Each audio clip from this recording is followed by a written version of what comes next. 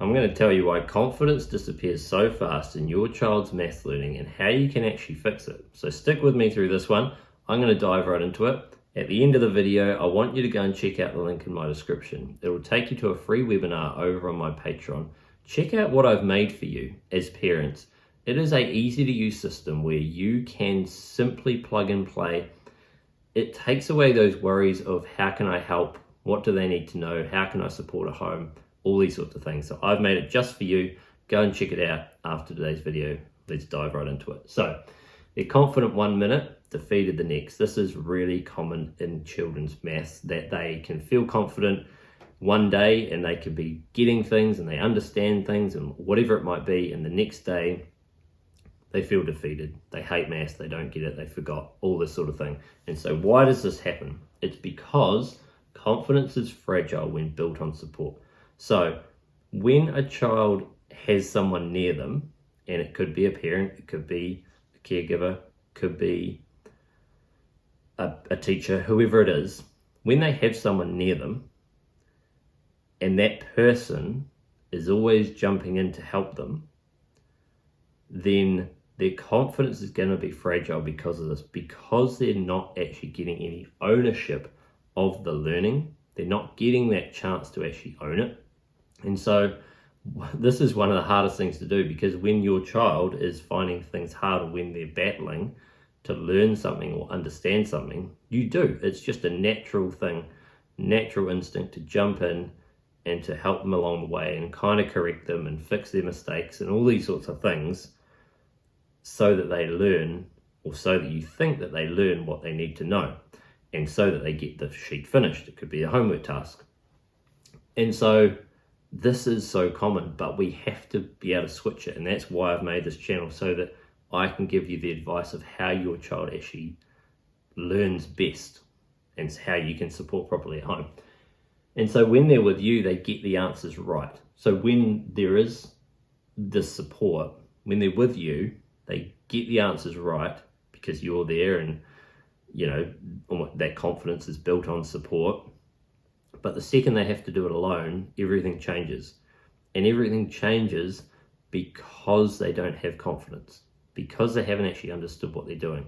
So often you'll ask a child, or I'll ask a child in my teaching job or in my tutoring, and you'll say, how did you get that answer?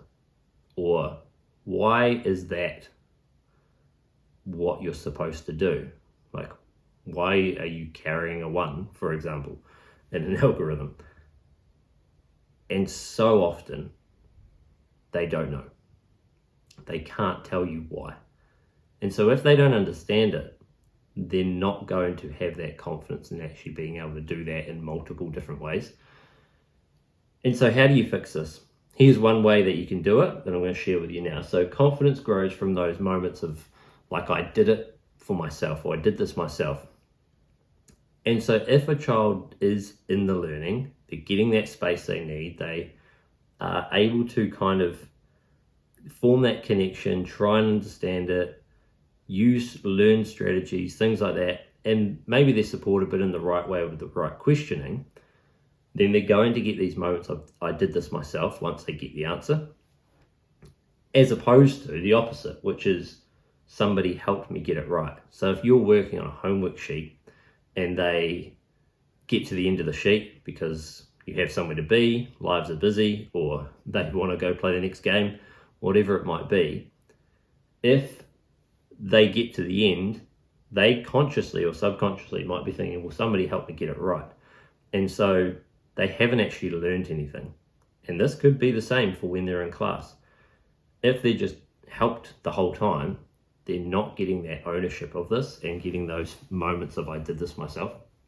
And so a real example, yesterday I had a tutoring student come to me and we were doing improper fractions, converting them to mixed numbers, and then mixed numbers back to the other one.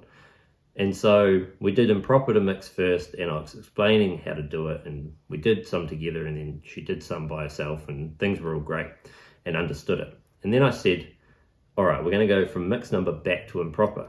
And the student said, well, can I have a go myself, because I think I understand how to do it. And not because she's done it before, but because from going from improper to mixed number, she was able to understand how she thinks should be able to get back to the other one. And so I said, go for it. And you could see things were working out. She was working things out on a whiteboard. And the next minute, she gets to the answer. And got to the answer probably in a slightly different way that I would have taught her. But the fact of it is that she got to the answer, she got it right. Clearly she understood how to do this, because it's not exactly the easiest thing to do necessarily. And so she would have had this moment of, I did this myself. And 100% she did, because the confidence grew. Massive smile on her face. And she would have felt so confident in that moment.